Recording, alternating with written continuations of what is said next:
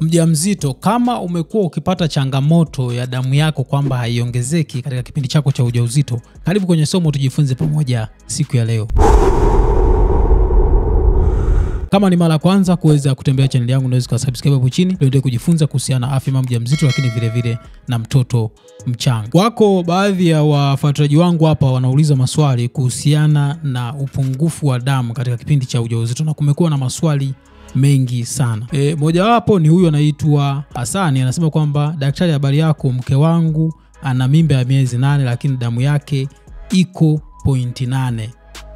Labda anamaanisha kwamba damu yake iko 8 ambayo iko chini. Unajua mama mjamzito damu yako inatakiwa ianzie 11 gram per deciliter au zaidi. Sasa nimekuja na kitabu hichi hapa au product hii hapa, kama mnavyoweza kuona. Hichi kitabu kitakusaidia wewe kuweza kuongeza damu yako katika kipindi cha ujauzito. Ni kitabu ambacho nimekiandika na kipo simple, yani kipo rahisi sana, unaweza kukisoma.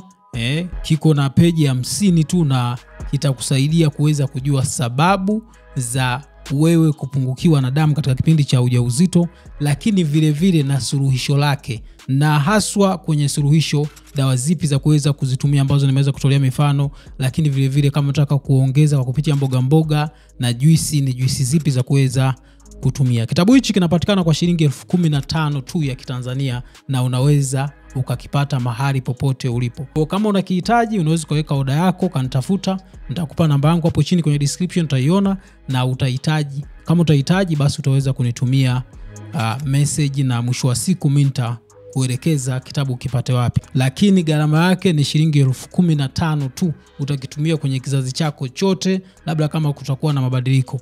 Lakini vile vile huyu anaitwa Venasia, yeye anasema kwamba ni dawa ipi mbadala wa kuweza kuongeza madini ya chuma wakati wa ujauzito. Sasa inawezekana wewe unajiuliza maswali. Humu ndani nimeweka dawa za aina nyingi sana ambazo unaweza kuzitumia kulingana na hali yako ya kiuchumi, lakini vile vile na unapendelea dawa ipi ya kuweza kuitumia, ambao kuna mifano mingi sana nimeweza kuitoa.